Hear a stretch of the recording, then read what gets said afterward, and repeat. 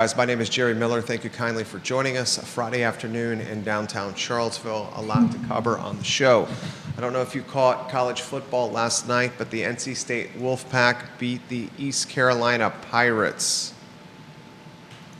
in Thursday night action in Raleigh. The reason I bring up East Carolina and NC State, the Wolfpack of NC State, UVA's opponent in week 2. That game in Raleigh. I was watching the game last night to get a feel for NC State and how they could match up with UVA, and it's clear the Wolfpack have talent on their roster. So Virginia football fans with Coastal Carolina in town now, kickoff tomorrow 6 p.m., Scott Stadium, game broadcasted on the ACC network. This is the first game of Tony Elliott's 4th season in Charlottesville. Your week 2 matchup against NC State, the Wolfpack looked decent. I'm not saying they're world beaters, but they beat up an East Carolina football team 24-17. That is not bad. That is not bad. One more item out of the notebook for the Virginia matchup. Coastal Carolina, ladies and gentlemen, has a air raid, spread them out attack. So they're going to do their darndest to move the ball quickly, spread the ball all over the field, in particular from a passing standpoint, and do their best to keep Virginia on their heels. The Wahoos are a 12.5-point favorite, the over-under at 57.5, depending on where you shop. 6 o'clock kick. Coastal Carolina. Another item out of the notebook, one of the viewers and listeners from Eastern Shore, Cliff Daisy, sent me an email. I found it, I've been giving it some thought, and I'll read his email or paraphrase his email to you, the viewer and listener. And we've been talking for some time about the cost of tickets, in particular for basketball, and how the University of Virginia was going to be able to find someone that was going to afford basketball tickets at the John Paul Jones Arena, especially in the next couple years when they're going to roll out a new licensing agreement. Basically, if you want seats about 2 years from now, I think it starts in 2027, if you want seats, season tickets at the John Paul Jones Arena, you're going to pay a seat licensing fee. And that seat licensing fee, ladies and gentlemen, is going to be a 6-figure plus payment to UVA. It's crazy to say this. If you're going to want season tickets in 2 years for John Paul Jones Arena basketball games to see Ryan Odom and Virginia basketball play, you're going to be giving Virginia basketball and the Virginia Athletic Department hundreds of thousands of dollars for those seats. You and I have been asking all along, how are they going to roll out this seat licensing plan where they're asking for so much money from us? Who can afford this? Especially with the basketball product kind of being down of late. Won a national championship in 2019, but since that national championship, the team has been mediocre to slightly above mediocre. That's fair to say. Ray, not Cliff, I called him Cliff Daisy. Ray Daisy of Eastern Shore said, I watched your show, Jerry. He thought the conversation with Judah and I on yesterday's program was interesting, especially the discussion about the economic impact of AstraZeneca and Eli Lilly, 2 publicly traded companies. Information leaked in the middle of the week. They haven't even made the announcement that AstraZeneca and Eli Lilly would be investing billions of dollars, billions with a B, into plants, headquarters being built in Albemarle County and Goochland County, respectively. More on that in a little bit, including some Albemarle County residents angry with the Board of Supervisors that this announcement wasn't made well in advance so taxpayers could prepare. But Mr. Daisy of the Eastern Shore said, now we may know where these 6-figure basketball tickets, who's going to buy them? If you got these publicly traded companies that are setting up headquarters and plants in this area, then you got a buyer base for these 6-figure tickets at the John Paul Jones Arena in a couple years when the headquarters are up and running. He may be right. I found the email fascinating, his content fascinating. I relayed it to you, the viewer and listener. I will say this, that having a fan base of season ticket holders that are new to the area and are buying tickets to be seen, are buying tickets because they like basketball, but are not necessarily diehard UVA fans. And a diehard UVA fan is one that has struggled with the team through the Pete Gillen era, the Dave Lato era, struggled with the team with the early Tony Bennett era, the end of the Jeff Jones era. That's a diehard basketball fan. You want butts and seats at the John Paul Jones Arena with people like you and me that have been fans of this program for decades, that have struggled through the thick and thin with the program.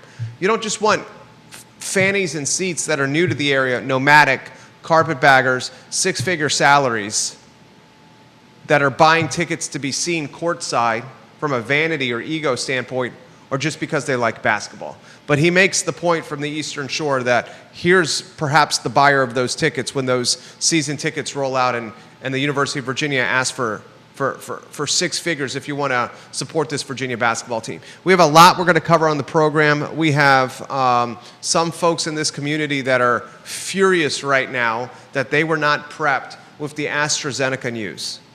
I don't necessarily understand the fury. I'm going to ask Judah, who's the yin to my yang, to help put it in perspective, why Albemarle Countyans are so angry right now that this AstraZeneca news was leaked about a multi-billion-dollar headquarters in Rivanna Future, Rivanna Station, north of town. From my standpoint, I think it's a great move. Revenue that the county can call incremental, that's not tied to our personal property, not tied to our homes. And an entity in AstraZeneca that's going to create jobs, professional mobility, and verticality potentially. A lot we're going to cover on the show, ladies and gentlemen, including Gracie Jiu-Jitsu announcing a move to Seminole Square. Tip of the cap to Conan Owen, Judah, of Sir Speedy of Central Virginia. He owns Sir Speedy of Central Virginia, Conan Owen. He's an all-around good dude, Conan Owen. Smart guy, great head for business. Conan Owen.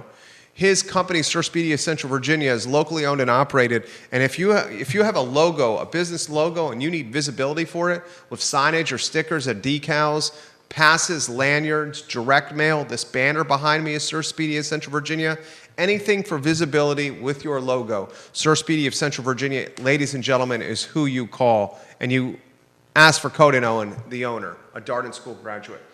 Tip of the cap to Conan, who put on my radar that Gracie Jiu-Jitsu is moving to Seminole Square right next to Colleen Shear's CVille Smash pickleball concept.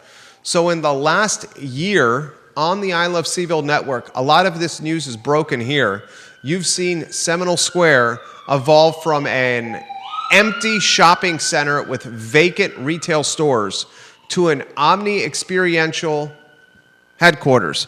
Conan Owen has dubbed it not Seminole Square, but Sweaty Square.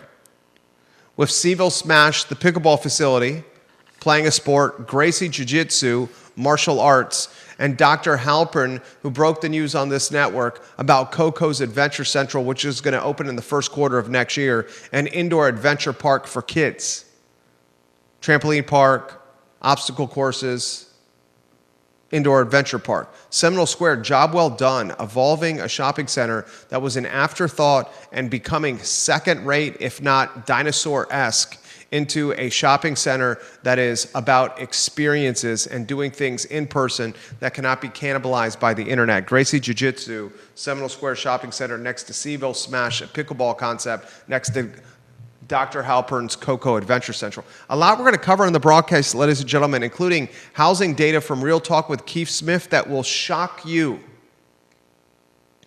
Ladies and gentlemen, this calendar year, 2025, from January 1 until August 29th, so year to date, Albemarle County only, consider this volume or this output. In 2025, there's only been 611 sales for new and existing detached units. 611 homes sold, new construction and an existing, detached only. 611 homes sold in 2025 year to date.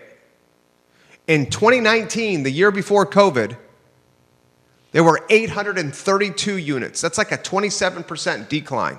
from 2019, the benchmark year, you discount COVID and that buyer bonanza.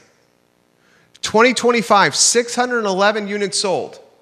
2017, 797 units sold, 798 in 2016, 734 in 2015. So ladies and gentlemen, coming out of a housing recession in 2015, you had 734 units sold year to date, January 1 to August 29th.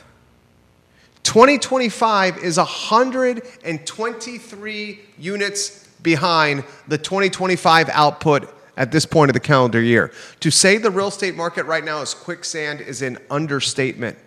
I had one owner broker whose name is on the marquee of the brokerage tell me this week that there is so much uncertainty surrounding buyers and sellers right now that they are all on the sidelines waiting for clarity. And much of that uncertainty is tied to this interest rate environment where God knows what is going to happen, what cuts are going to materialize, and who's going to win the Trump-Powell brouhaha.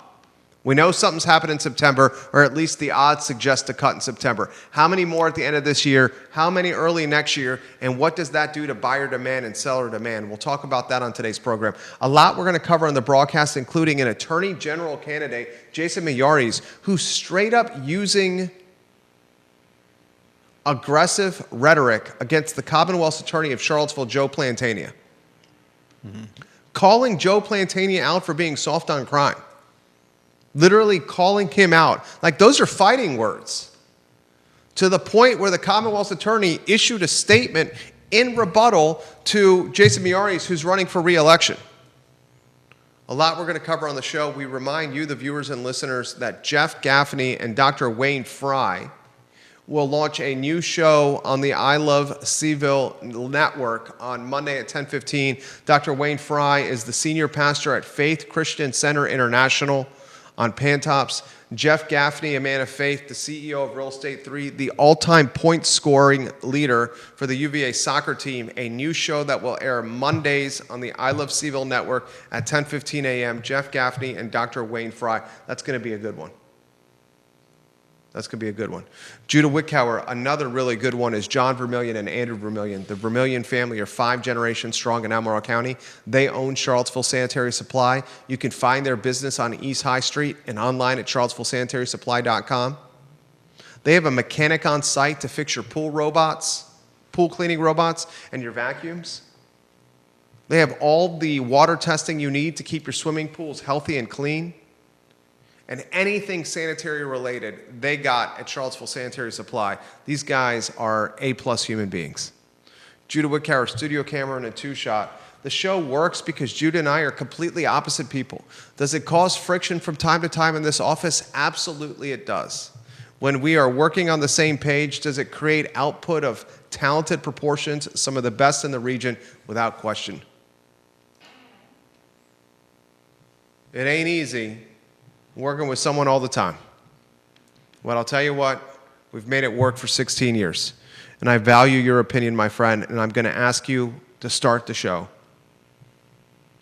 Which headline most intrigues you and why? I mean, you got an attorney general calling out a Commonwealth's attorney. You got Seminole Square turning into Sweaty Square.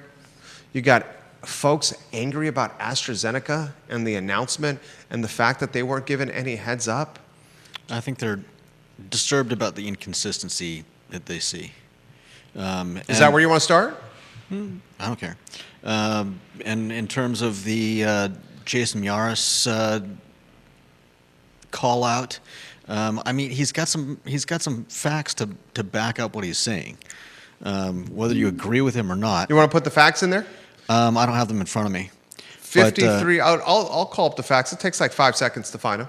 You just have to go to CBS 19. And then look for the Jason Miyares article, which is on the homepage.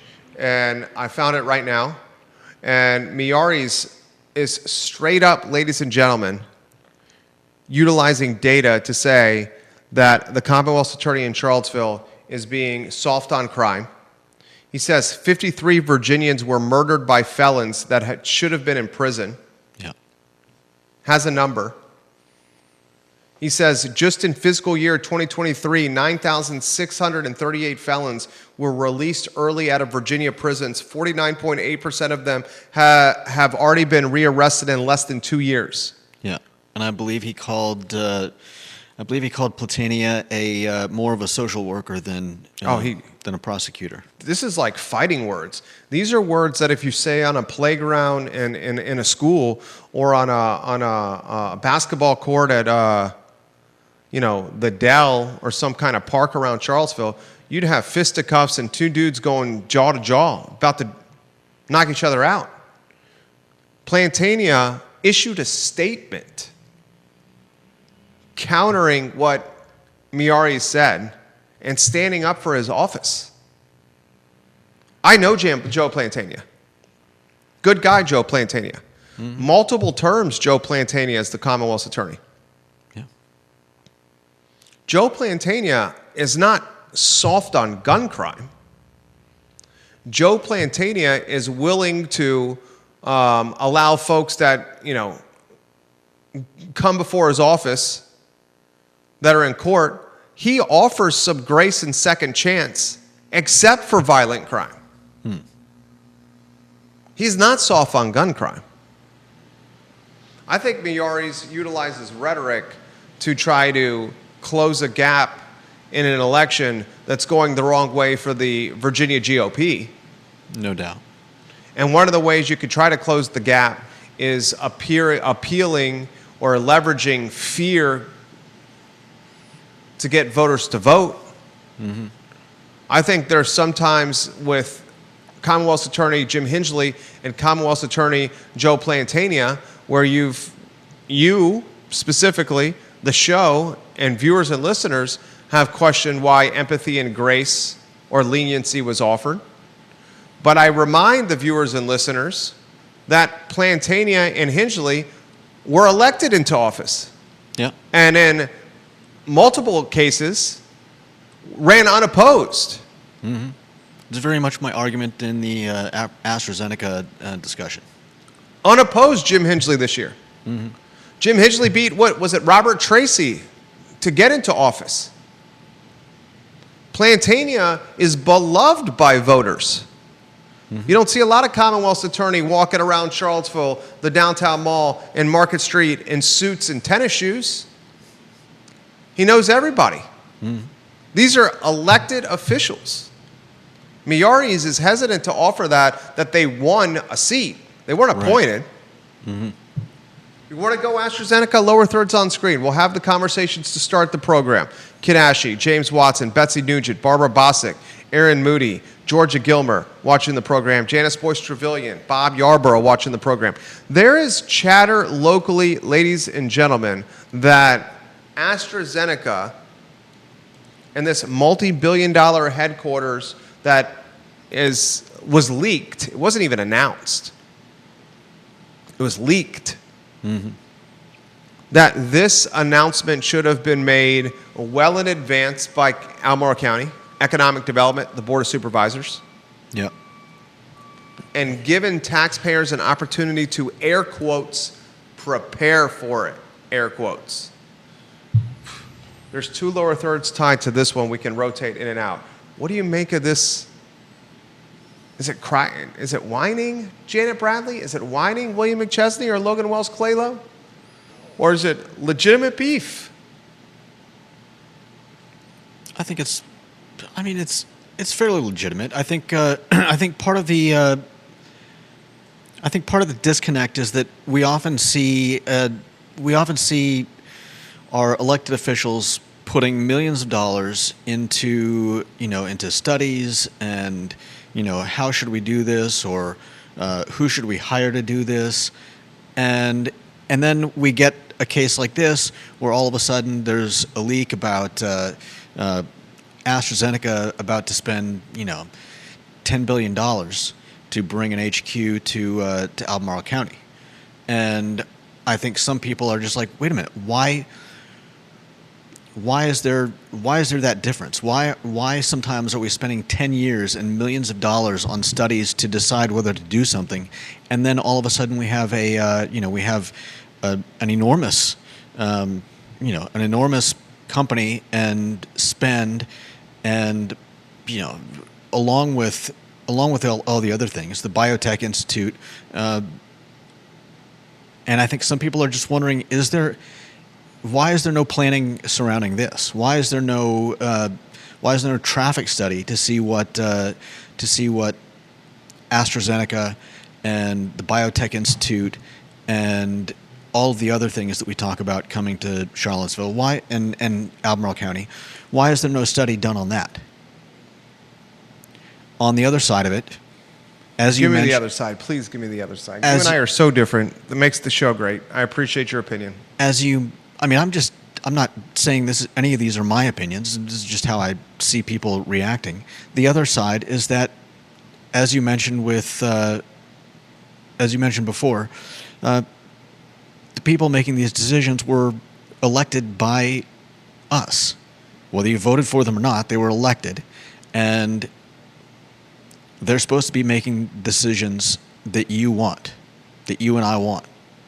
So it's hard to complain post action that the people that you elected are not doing the things that you want. We've been talking about this for 2 days on the show.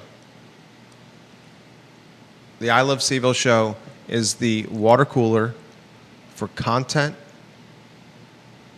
and conversation in Charlottesville and in Central Virginia.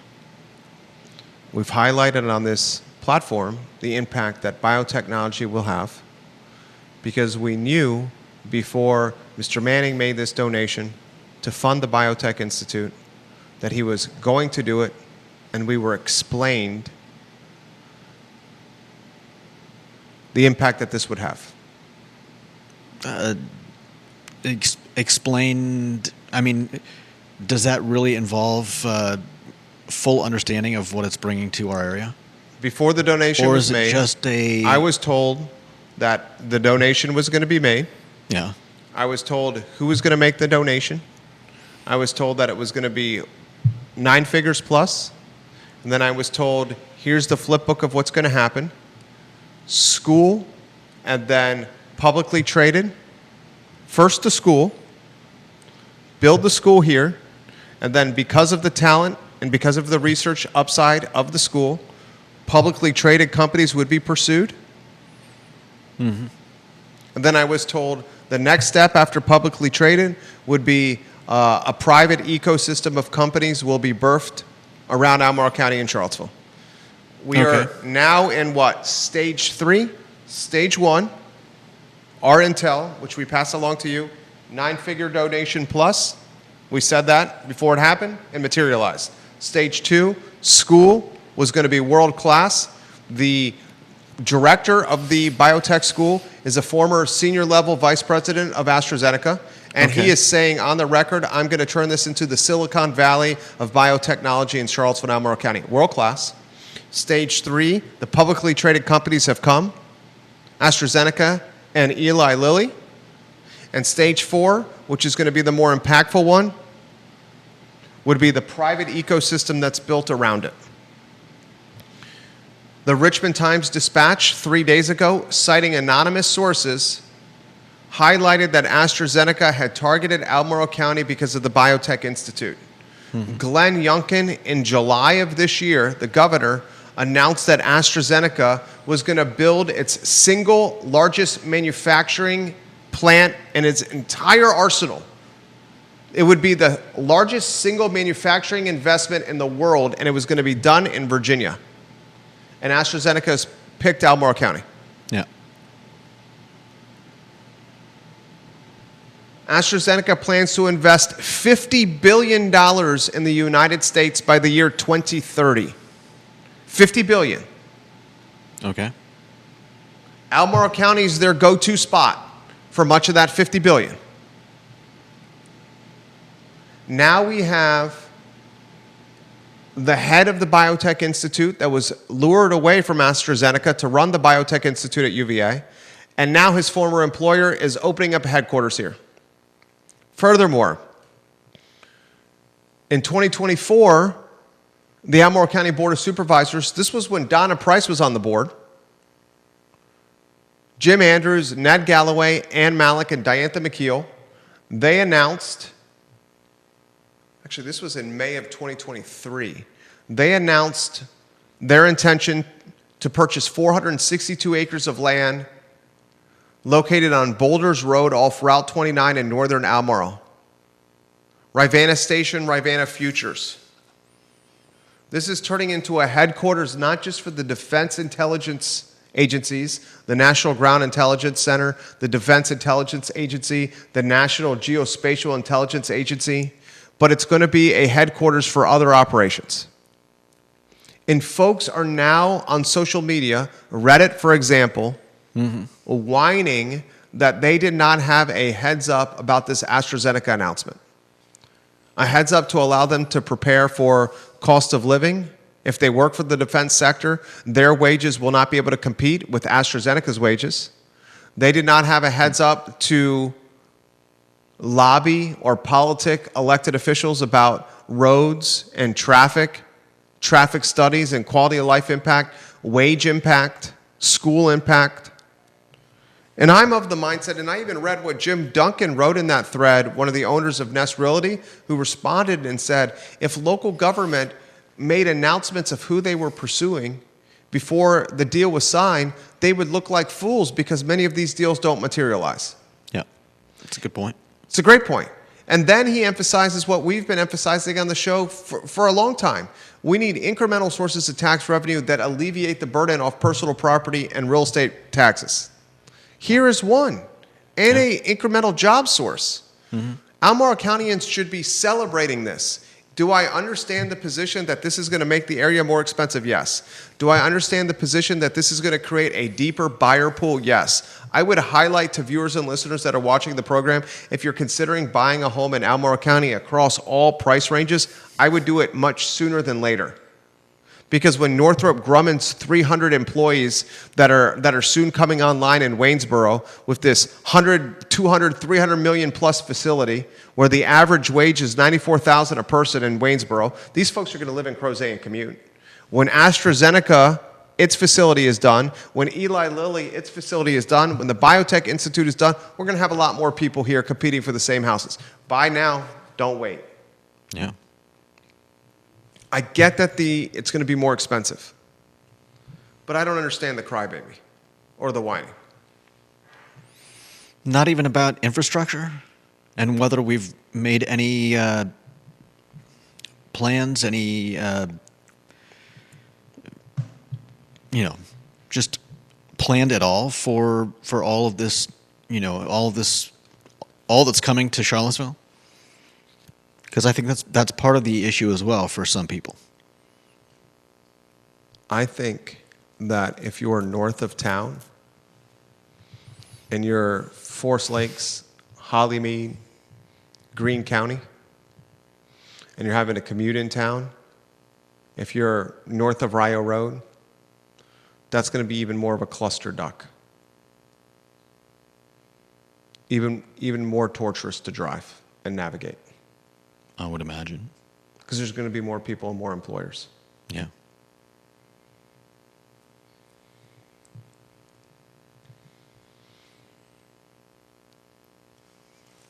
Do I think the infrastructure is there to accommodate the people? No. But at least it's being compartmentalized to one area. Do I understand the traffic concerns? Absolutely. Do we probably need a high school built in the northern Albemarle County area?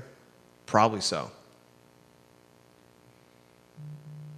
Is that going to happen anytime soon? Probably not. Because they're more focused on reconfiguring. And then it just leads into the thread of the social complaints. The whining just goes into the channel of, it's just going to be an area of just the wealthy that can live here. We've talked about that quite a bit. For so long, since before COVID. It's not going to get better. It is what it is. Right? That's one way of putting it. None of the affordable housing stuff has been working. None of this rent stabilization has been working. Mm-hmm. How about these stats from Albemarle County? You ready for this? I learned this on Real Talk with Keith Smith. Put the lower thirds on screen. In 2015, from January 1 until August 29th, that's today's date. I'm going to use the calendar year 2015. Keith used the Paragon, the data tool, the data management tool that the realtors use locally. It's called Paragon. In 2015, from January 1 until August 29th, there were 734 units sold in 2015 that were new construction or existing construction, detached product only.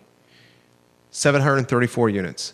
The median value on those 734 units was $387,000.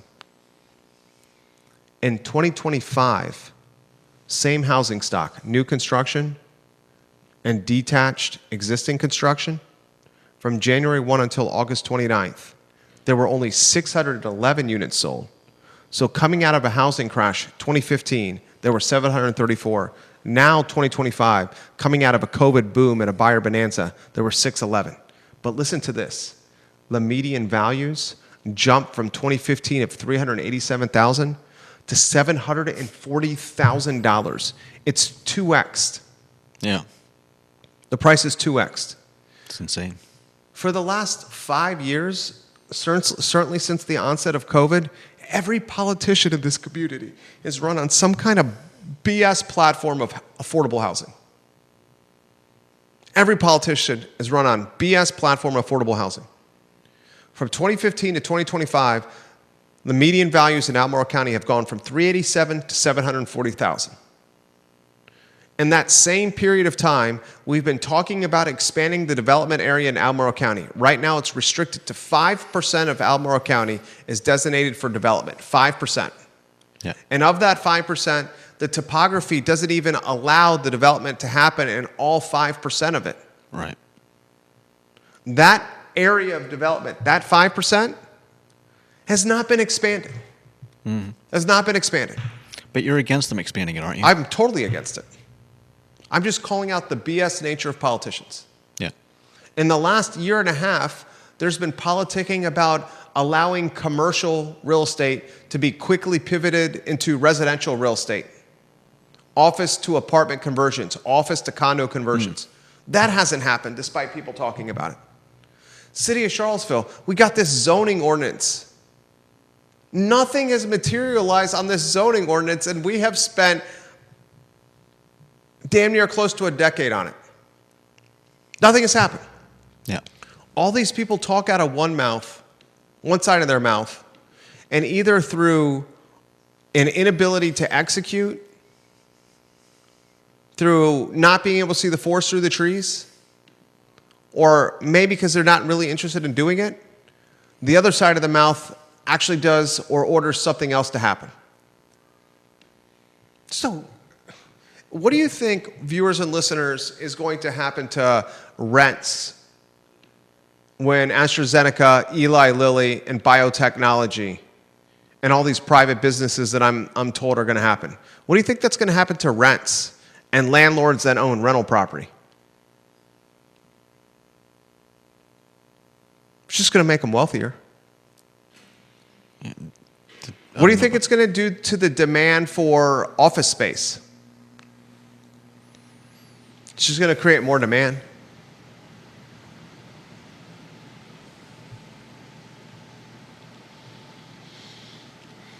Comments coming in quickly. Friend of the program, James Watson, watching the show. I'm going to get to his comments first. Love James Watson. Smart guy, UVA grad. Very intelligent guy. James Watson, on my Facebook page, did you say the biotech AstraZeneca is going to go into the Rivanna Station area? I know the Regional Chamber of Commerce has been talking for years about bringing more science and technology jobs up there, particularly in the UVA North Point area. That vision has been marketed for a while. James, I'll answer your question this way. We know the Paul Manning Biotech Institute is going to be on Fontaine Avenue. It's being built now.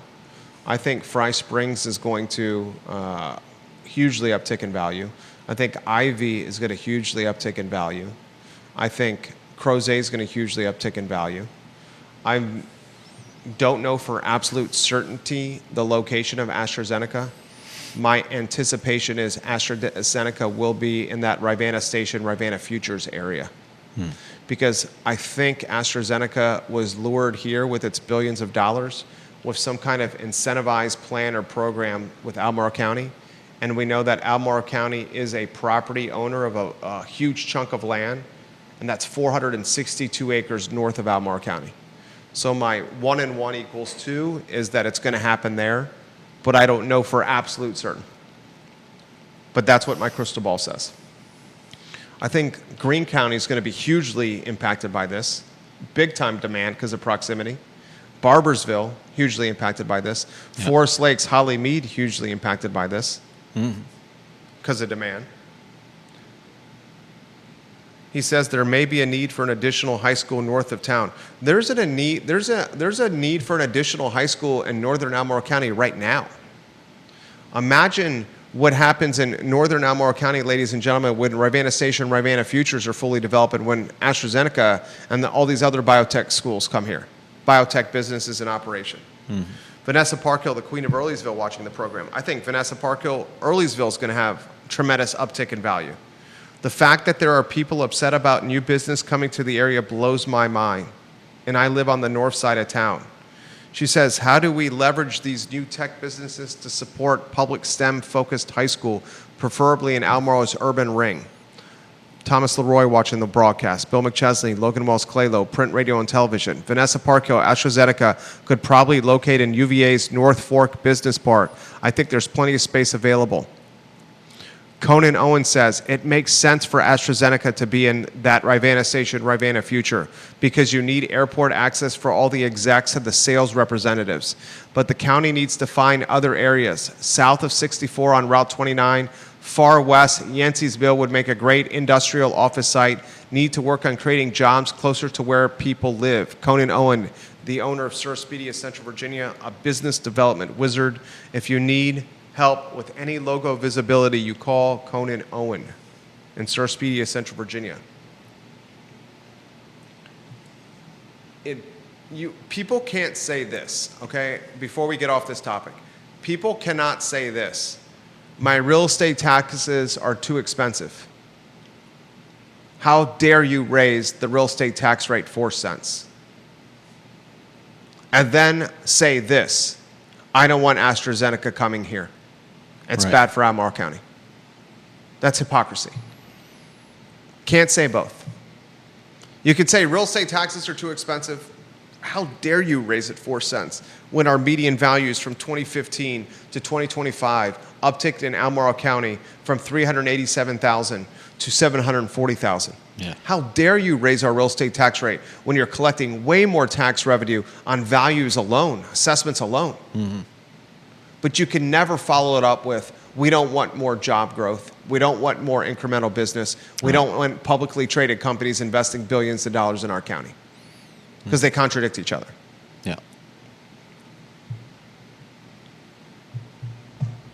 If you're print, radio, or television, what you should be covering, Sean Tubbs, what you should be covering, Neil Williamson, what you should be covering, Charlottesville tomorrow, what you should be covering, is you should be covering the location of where AstraZeneca is going to build their plant, and you should FOIA, Freedom of Information Act request.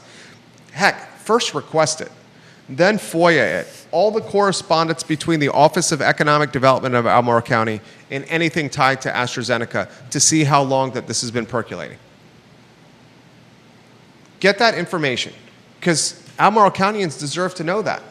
Emily Kilroy is a fantastic economic development head. Give her props. Let's give her flowers for this AstraZeneca announcement. Although it probably was before Kilroy was head of economic development. I believe at one time Kilroy was the communications director, if memory serves correctly, of Albemarle County, and then got promoted to economic development head. In fact, I can verify this by checking out Emily's LinkedIn. I'll load it right now.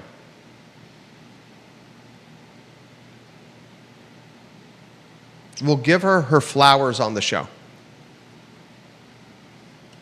Albemarle County is going to need a northern high school, If you don't think, if you think traffic is snarled right now in Hollymead and Forest Lakes, wait till you see what's going to happen. And Crozet. And Crozet. Wait till you see what's going to happen. And yeah, she was the Director of Communications and Public Engagement for Albemarle County from 2018 to 2022. Now she's the Economic Development Director of May 2024. This probably, in fact, she may get all the flowers for this. Director of Communication from 2018 to 2022, so she was in the room there. Even if she's Director of Communications and not Economic Director at the time. Still gets her flowers. Come back on the show, Emily. I know I asked you some very specific questions. Come back on the show, EK. Come on, EK. Come back on the show. Anything you want to add to this? And then I'll get to Carol Thorpe. You can get to Carol Thorpe. Carol Thorpe says, Jerry, calling back to part of my comment from yesterday, wouldn't it greatly benefit CVille if they would elect at least one or two people to city council with a modicum of business experience to work with these incoming companies and high-level schools? 100%, Carol Thorpe. Quinny Jack Jewett. 100%. 100%. As we've both said, these are our elected officials. We elected them. If you're complaining about what they're doing, elect someone else. Let me ask you this question, viewers and listeners. Is the city of Charlottesville being left behind and eating Albemarle County's dust and dirt? It's like that Camaro that peels out on a dusty road, and you're standing behind the Camaro, and as the V8 goes from 0 to 60 in 2, 3, 4, 5 seconds, and as they drop the clutch and hammer down, and you're sitting behind there just waving and coughing, go, is that Charlottesville City? Is Emily Kilroy doing laps around Chris Engel? What is the city of Charlottesville doing to keep up economic development-wise with Albemarle County? And how much is it the city's fault? Or how much is it a land constraint fault? I was just thinking. How could an AstraZeneca or an Eli where would Lilly you put even open in the city of Charlottesville? Yeah.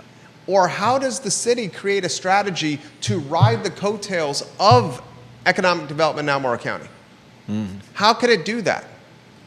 If you're Sam Sanders and you're Chris Engel, you better be figuring that out immediately. John Blair's got a comment. Love John Blair, smart guy.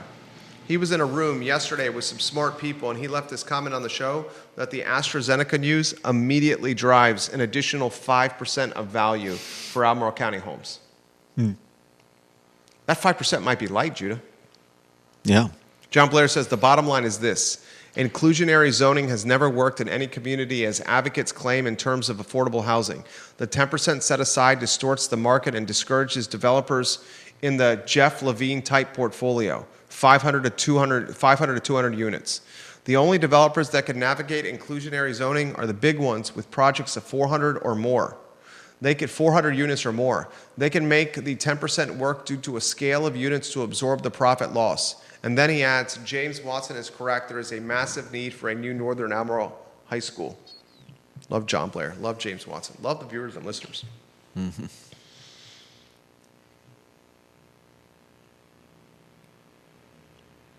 Broke the news this week that Jeff Levine was selling 600 West Main, or he had listed it for sale. Yeah. Heard through the grapevine, and I was told not to mention anything about it, but I was allowed to mention one thing, that the Jeff Levine 600 West Main, the asking price would surprise us, and not surprise us from an expensive standpoint. Then was told to keep it in my cap for now, but I was allowed to mention that. This comes in from a very connected person who said he needs discretion. This is not deep throat. But this is somebody who is elected that is asking for discretion.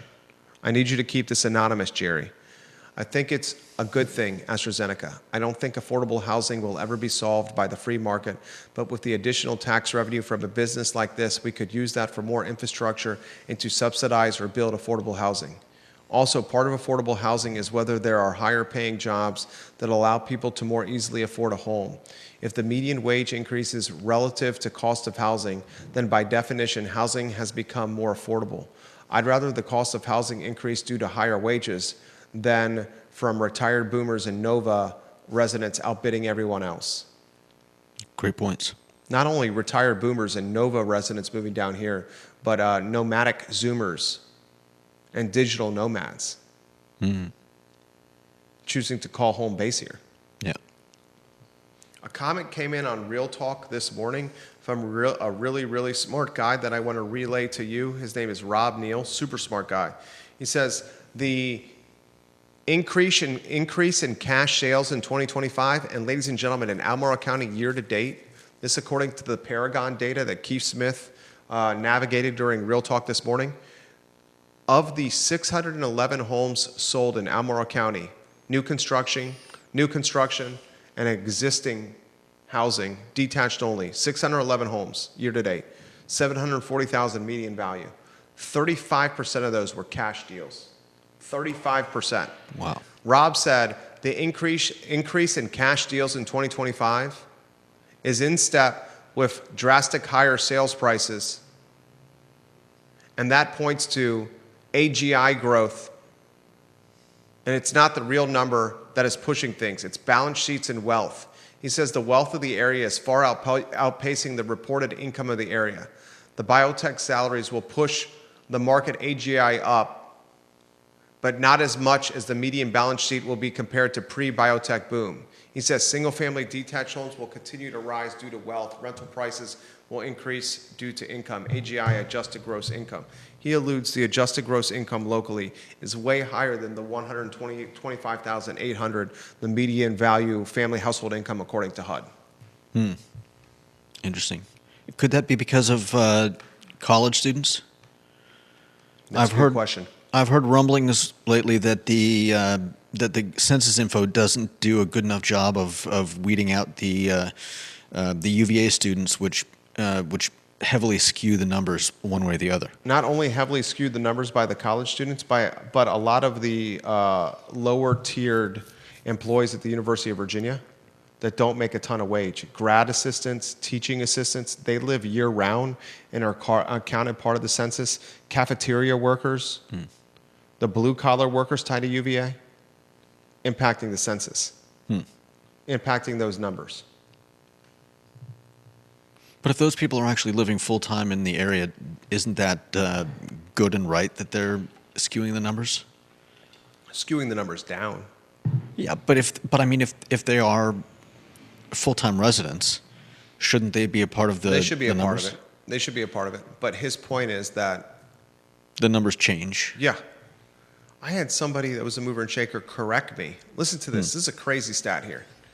Someone that would know this answer, I'm not going to reveal who this person is, but they work in the banking business. I've said on this program there's 5 billionaires that live in the Charlottesville area, billion with a B. He said, Jerry, I listened to the show, and when you said there were 5 billionaires living in the area, he said there's way more than that. Wow. So it's not close to 5. So way more than 5. Definitely double digits. Wow. And he started rattling them off by first and last name.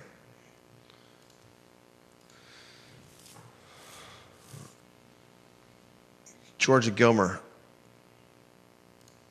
Response to Vanessa Parkhill. Vanessa Parkhill, looking like that western bypass might have been a good idea after all. Georgia Gilmer says, yep, I can barely get out of the driveway now on some mornings, and it's just going to get worse. Man. I'm going to tell you right now, if you're in the market to buy a house, you buy a house in the next 12 months.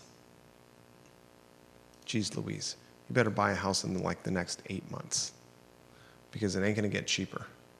And you're going to have a lot more buyer demand when those rates go down and this fallout from AstraZeneca, Eli Lilly, Northrop Grumman, biotech, data science happens. Next headline, is that Gracie Jiu-Jitsu?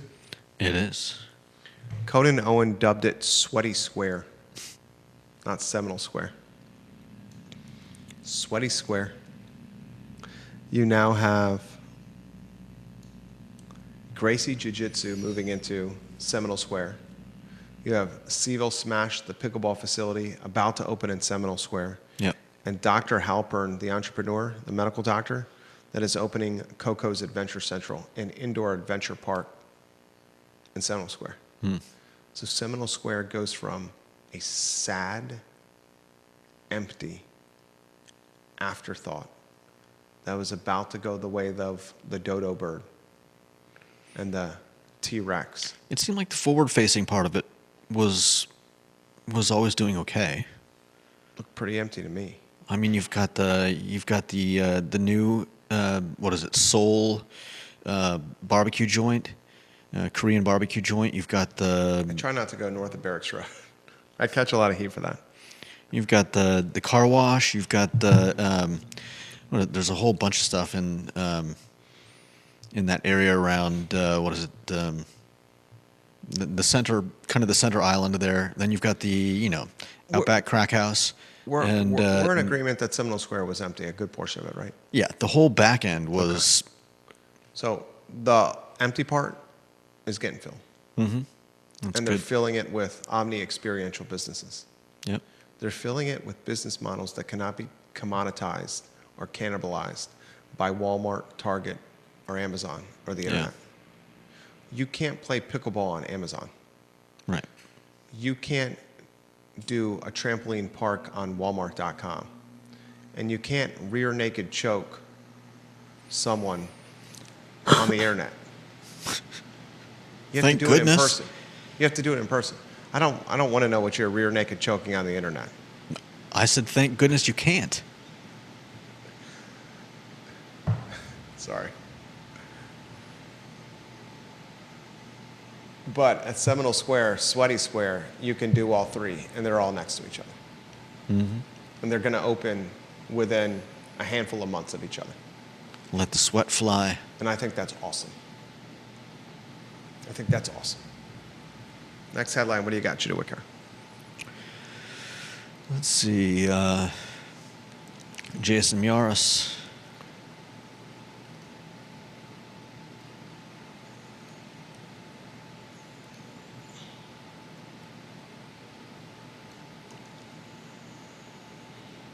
I think you're probably right about it. I think it's probably a political move to.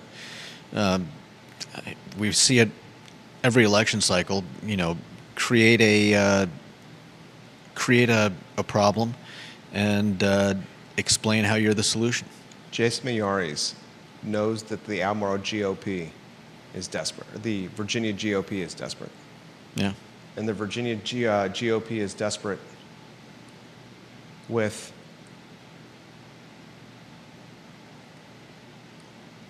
its chances of winning in multiple races.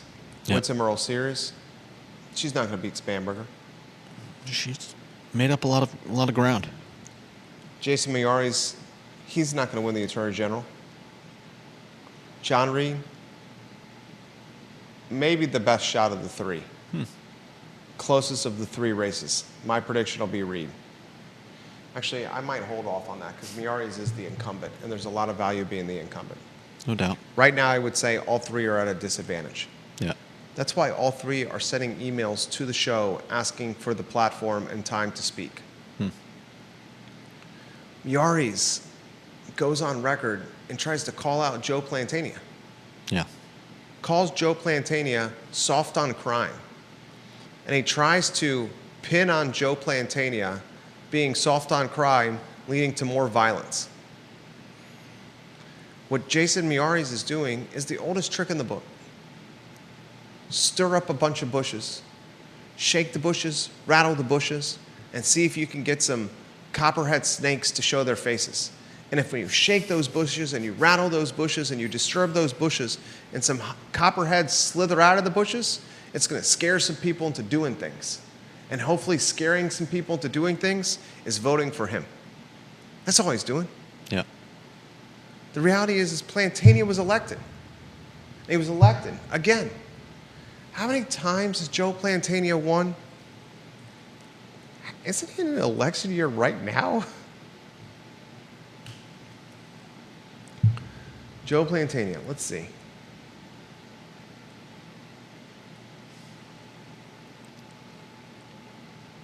In 2021, he was seeking a second term. In 2021, according to CVille Tomorrow. All right, why don't I just go to CVillepedia? Joe is a likable guy. Yeah. He's tough on gun crime. He's tough on violent offenders. We did have a discussion about this, what was it, a couple of years ago? Prior to winning top prosecutor, Platania served under former Commonwealth's Attorney Dave Chapman. He joined the office in 2003. Platania successfully prosecuted James Fields in 2019 for the murder of Heather Heyer. He's been the Commonwealth's attorney since 2018. This is what, his third term here. Hingley is in the middle of his second term. Mm-hmm. Beat Robert Tracy in the first term race. Ran unopposed in the second. What Miyares is doing with rattling the bushes to get some copperheads to show their heads, show their faces, to scare voters into doing something, is the oldest trick in the book. Mm. That's all he's doing. Next headline, what do you got? I think that's it. That's the show? I believe it is. Monday at 10:15, who do you got in the studio, Judah? We've got a local star, Jeff Gaffney. Gaffney, good guy. And he is bringing with him another local star, Dr. Wayne Frye. Phenomenal preacher. Jeff Gaffney, the all-time points leader with UVA soccer, who had a cup of coffee. Was it Jeff with in the NFL? Who did Jeff Gaffney play in the NFL with? A cup of coffee as a kicker. I should know that, Jeff. The San Diego Chargers. He's an American former professional football kicker who played for the San Diego Chargers of the National Football League. He played college soccer at UVA. The Wikipedia says college football. Did you kick for the UVA football team too, Jeff?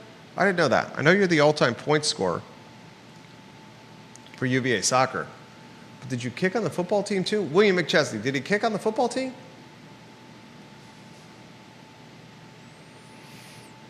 There's an article from 1985. Yeah, he kicked for the football team. For George Welsh. He kicked a 47-yard field goal. For George Welsh. Jeff Gaffney, talented guy. Wayne Frye, another talented guy. I heard Dr. Wayne Frye speak on a chapel morning at the Covenant School. And he was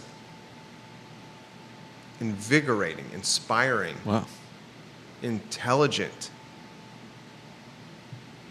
He was captivating, cool, charismatic, conversational. I'm looking forward to it. I get a front row seat.